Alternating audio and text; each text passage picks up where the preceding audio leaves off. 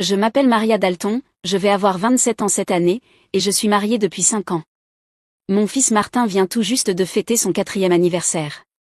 Au début, je travaillais à temps plein après m'être mariée, mais maintenant, je jongle avec un emploi à temps partiel dans la même entreprise. Mon mari Kevin a 30 ans, soit 3 ans de plus que moi. Notre relation, du début des fréquentations jusqu'au mariage, a été initiée par les avances passionnées de Kevin, mais après le mariage, j'ai remarqué un changement dans son comportement, une tendance à devenir plus dominateur. Kevin a une sœur de 20 ans, Jane Dalton, et leur grande différence d'âge semble entretenir une relation assez indulgente de la part de Kevin. Avant le mariage, les visites fréquentes de Jane ne me dérangeaient pas, je pensais simplement qu'ils étaient proches. Cependant, après notre mariage, j'ai commencé à remarquer des changements dans son comportement. Jane se présente souvent à l'improviste, à n'importe quelle heure, et s'attend à être servie sans jamais apporter quoi que ce soit en guise de remerciement.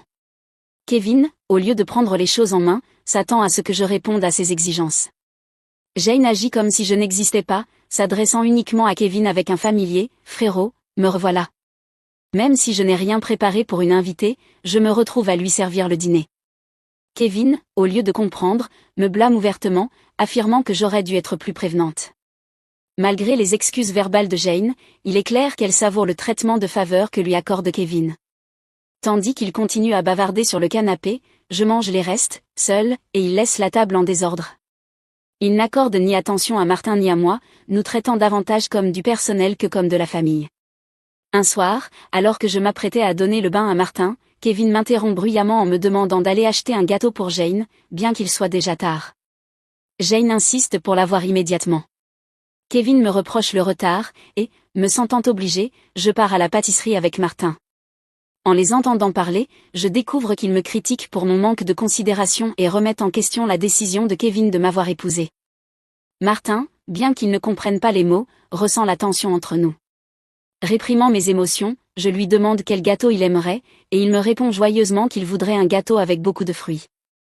Notre promenade jusqu'à la pâtisserie fut remplie de discussions sur les gâteaux, mettant temporairement de côté les paroles blessantes de Kevin. Nous sommes arrivés juste avant la fermeture et, par chance, avons trouvé le gâteau que Jane voulait. Nous avons acheté 2 gâteaux, y compris celui, bien garni de fruits, que Martin désirait. De retour à la maison, j'ai servi les gâteaux à Jane et Kevin, puis j'ai préparé celui de Martin et me suis dirigée vers la salle à manger. Au moment où je l'ai posé devant lui, Jane l'a pointé du doigt et a dit qu'elle voulait celui-là. Avant que je ne puisse réagir, Kevin a pris le gâteau de Martin et l'a mis devant Jane, ignorant les protestations de notre fils. Il a justifié son geste en disant que c'était avec son argent qu'il avait acheté le gâteau et qu'il avait donc le droit de décider pour Martin. Je n'ai pas pu contenir mes émotions plus longtemps et j'ai exprimé mon mécontentement. En réponse, Kevin m'a menacé de divorce. Martin, qui avait cessé de pleurer, a pris ma main avec anxiété, puis après un moment, a dit « Maman, j'aime aussi le gâteau à la fraise. » Oui, c'est vraiment délicieux, tout en mangeant celui que Jane voulait initialement. Sentant que Martin supportait bien trop pour son âge, j'ai attrapé son assiette quand j'ai vu Jane tendre la main vers lui. Je l'ai emmené dans la pièce voisine pour qu'il puisse déguster son gâteau en paix. Kevin s'est excusé auprès de Jane, prétendant être désolé d'avoir été « radin ». J'avais envie de répondre, mais je me suis tue, pour Martin. Le voir savourer son gâteau avec innocence m'a réchauffé le cœur. Après avoir terminé le gâteau, nous avons pris un bain tardif et avons dormi dans le lit de Martin. Le lendemain matin, j'ai découvert que Jane était déjà partie. En préparant le petit déjeuner, j'ai entendu Martin pleurer. À ma grande surprise, sa tirelire, un cadeau de mon père, était brisée, et tout l'argent qu'il avait économisé avait disparu. Martin, qui disait toujours bonne nuit à sa tirelire, était dévasté. Lorsque j'ai interrogé Kevin, il m'a répondu avec désinvolture que Jane avait besoin d'argent, alors elle s'était servie dans la tirelire. En tenant Martin, qui pleurait et tremblait, j'ai ressenti sa douleur si profondément que j'ai pleuré avec lui. C'était insupportable de voir Kevin accorder plus d'importance et d'attention à sa sœur qu'à son propre fils. Submergé par la colère et la tristesse, je me suis enfin confronté à Kevin, rompant avec mon habitude d'éviter les disputes devant Martin. Kevin, sans dire un mot, est allé dans la chambre et est revenu avec quelque chose de choquant à la main, les papiers du divorce. J'ai découvert les papiers de divorce cachés que Kevin avait dissimulés quelque part, sans que je le sache. Dans un élan soudain, il m'a confronté en me balançant les documents au visage avant de sortir de la maison en claquant la porte. Martin, qui n'avait jamais pleuré à cause des problèmes avec Kevin et Jane, semblait avoir atteint sa limite, il pleurait depuis la nuit précédente. Ne supportant pas de le voir si blessé, j'ai suggéré de zapper la garderie pour la journée, et il a accepté joyeusement d'un grand « oui », un léger sourire sur les lèvres. Nous avons passé la journée à jouer et à créer des liens avec Martin. Je lui ai pris un album illustré sur une étagère, l'ai installé sur mes genoux, et entendu avec un plaisir immense « La maîtresse à la crèche aujourd'hui, c'était maman, hein ?» Il avait l'air d'un petit ange, son petit cœur débordait de patience, et j'ai décidé de rendre cette journée spéciale en prenant un jour de congé. Malgré les éventuels soucis au travail, mes collègues ont été compréhensifs et m'ont accordé cette journée. Le matin, nous sommes allés au parc, avons joué à cache-cache, rigolé dans le bac à sable et sur le toboggan. En rentrant pour déjeuner, j'ai remarqué que Martin avait l'air somnole. D'habitude, il fait sa sieste tout seul, mais aujourd'hui, il s'est endormi sur mes genoux, comme quand il était bébé. J'avais prévu de faire le ménage pendant son sommeil, mais j'ai décidé que ce jour-là, rien n'était plus important que ce moment apaisant. Je me suis laissé bercer par son visage paisible et sa respiration régulière. Soudain, ce moment serein a été interrompu par un bruit à l'entrée, la porte s'ouvrait. Ce n'était pas l'heure habituelle du retour de Kevin, et cela m'a mise sur mes gardes. Je me suis rapidement cachée dans le placard de la chambre, serrant Martin contre moi. Une voix résonnait dans la maison, à ma grande surprise, c'était Jane. Tremblante de peur, j'ai écouté ses recherches, sa frustration de ne pas trouver ce qu'elle cherchait. Elle a ensuite passé un coup de téléphone, mentionnant Kevin et évoquant leurs recherches infructueuses. Après l'avoir entendu verrouiller la porte d'entrée et partir, j'ai couché Martin et réfléchi aux événements étranges. Je ne comprenais pas pourquoi Jane était entrée ni ce qu'il cherchait. Soudain, Kevin me semblait un étranger, et je ressentais un mélange de dégoût et de peur envers lui. J'ai rapidement rassemblé l'essentiel pour nous deux, et nous avons pris le train jusqu'à chez mes parents. Heureusement, ils habitaient tout près, à seulement 2 stations. Je ne les avais pas prévenus, mais mon expression inquiète les a alertés, et ils nous ont accueillis sans poser de questions. Je leur ai raconté tout le calvaire, y compris ma peur de rester à la maison à cause de Kevin et Jane. Quand ma mère a suggéré que Jane cherchait peut-être mes affaires, peut-être mes cartes bancaires, je me suis rappelé mon passé, j'avais été directrice d'une entreprise artisanale à succès. Après mon mariage, j'avais confié l'entreprise à des amis pour me consacrer à l'éducation de Martin. Bien que travaillant à mi-temps et en télétravail, Kevin ignorait que j'étais toujours la PDG. Je soupçonnais qu'il pensait que j'avais des économies. Je lui avais dit que je recevais un peu d'aide de l'entreprise, mais j'avais gardé secret le fait que j'étais encore PDG et que j'avais des économies. Je l'avais compris dès le début, Kevin est mauvais gestionnaire et dépense tout ce qu'il gagne. Au début, il ne me donnait que $200 par mois pour l'alimentation, et m'avait même suggéré d'arrêter de travailler pour devenir femme au foyer. Avec les frais liés à Martin et seulement $200, j'avais refusé. Finalement, il m'a autorisé à travailler à temps partiel, mais pour m'empêcher de demander le divorce, il m'a fait signer une renonciation aux biens après mariage, via un avocat. Depuis la naissance de Martin, j'utilise mes économies pour sa crèche et ses vêtements.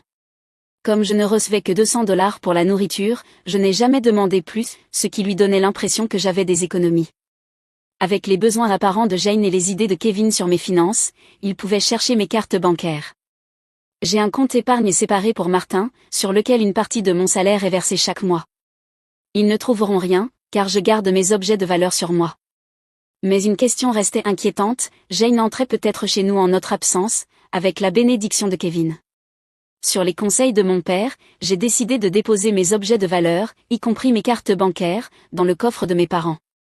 Tandis que je réfléchissais à leurs besoins d'argent, Martin s'est approché de mon père en pleurs, à cause de sa tirelire cassée et du rêve de ses économies brisées.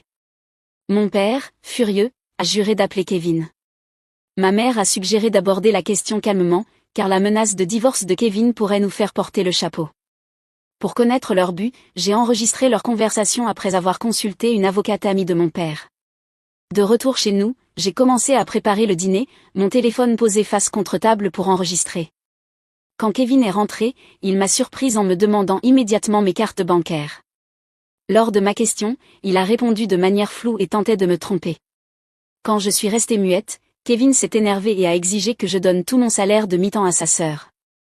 J'ai refusé, expliquant que c'était pour les économies de Martin. En réponse, il m'a poussé violemment les papiers du divorce, me reprochant de vivre à ses crochets et d'oser épargner pour mon fils. Il a même dit que Jane comptait plus que notre enfant. J'ai arrêté de cuisiner, mis les papiers dans mon sac, pris Martin par la main et me suis dirigée vers la porte. Kevin, d'une voix haute, a déclaré qu'il était sérieux à propos du divorce et m'a ordonné de ne jamais revenir. Je lui ai répondu que je ne reviendrai pas dans une maison où un étranger entre quand il veut. Une fois parti, j'ai reçu d'innombrables appels et messages de Kevin, auxquels je n'ai pas répondu, mon téléphone étant éteint. Chez mes parents, j'ai montré l'enregistrement et les papiers du divorce. J'ai avoué ne plus éprouver ni amour ni tendresse pour Kevin, mais j'étais inquiète pour Martin. Mes parents m'ont dit de faire ce que je devais faire, en reconnaissant que la séparation pourrait être dure pour Martin, mais qu'on ne pouvait plus continuer ainsi. Alors que je luttais intérieurement avec la décision de divorcer de Kevin, Martin a exprimé qu'il avait faim. Ma mère, voyant ma détresse, a gentiment préparé des hamburgers, son plat préféré. Submergée par l'émotion, les larmes me sont montées aux yeux lorsque ma mère a dit à Martin, avec un sourire chaleureux, qu'elle avait préparé les hamburgers pour que lui et moi puissions venir lui rendre visite quand nous le voulions. En prenant une bouchée, Martin s'est exclamé avec joie, faisant l'éloge des hamburgers de sa grand-mère et disant qu'il voulait en manger tous les jours. Je lui ai répondu que c'était parce que ce hamburger contenait tout l'amour que j'ai pour lui, et dans un geste touchant, il a pris une grosse bouchée et me l'a offerte. Ému par la gentillesse de Martin, je n'ai pas pu retenir mes larmes, et même si j'ai essayé de les arrêter, elles ont continué à couler. Mon père, remarquant l'inquiétude de Martin, l'a rassuré en lui disant que mes larmes étaient des larmes de bonheur, pas de tristesse. En entendant cela, Martin, dans un moment de compréhension, m'a serré dans ses bras, et les yeux de mon père sont devenus rouges d'émotion. Réalisant combien il était précieux d'être en famille, j'ai dit à Martin que la famille était quelque chose de précieux. Surpris, il a demandé si papa n'avait pas dit que seule Jane faisait partie de la famille. Mon père l'a confirmé doucement, puis lui a demandé s'il voulait vivre avec eux comme une famille. En riant, Martin a accepté avec bonheur, ce qui a fait sourire tout le monde naturellement. Malgré mes pensées encore tournées vers le divorce, ce repas m'a rendue si heureuse que j'ai finalement pris la décision de me séparer de Kevin. Je comptais en parler à Martin, et même si cette conversation pesait lourd sur mon cœur, Martin semblait comprendre la situation.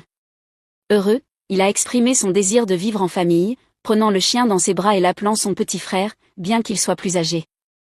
Les préparatifs du divorce ont commencé, notamment en contactant un avocat ami de mon père. Le lendemain, nous avons officialisé le contrat, et mon père et Martin ont partagé des éclats de rire réconfortants pendant que je restais allongée dans mon lit, repensant à mon enfance. Le jour suivant, en vérifiant mon smartphone, j'ai trouvé plus de 200 appels et messages de Kevin, preuve de son instabilité émotionnelle. Épuisée, j'ai éteint mon téléphone. Avec l'aide de l'avocat, nous avons expliqué la situation à mes parents. Jane avait accumulé d'importantes dettes à cause du casino et du shopping, et Kevin, en tant que garant, comptait utiliser mes économies. L'avocat a confirmé que les papiers de divorce avaient déjà été déposés, et Kevin a éclaté en sanglots en réalisant que c'était terminé. Malgré mes craintes concernant une éventuelle dispute à propos de la pension alimentaire, il a signé un engagement à verser $340 par mois à Martin. Lors d'un appel suivant, Kevin n'avait plus un ton agressif. Il a calmement admis avoir manipulé les finances et m'a expliqué ses sentiments complexes à l'égard de Jane. J'ai affirmé fermement que je ne reviendrai pas sur ma décision. J'ai entendu ses sanglots discrets avant qu'il me souhaite du bonheur et raccroche. Restant forte jusqu'à la fin, j'ai discuté de mes projets d'avenir avec mes parents et j'ai décidé de rester avec eux jusqu'à ce que Martin grandisse. J'ai repris mon rôle de présidente de l'entreprise, et plus tard, j'ai appris que Kevin et Jane avaient informé leurs parents du divorce et des dettes, ce qui a conduit à leur reniement. Aujourd'hui, je trouve le bonheur auprès de ma famille.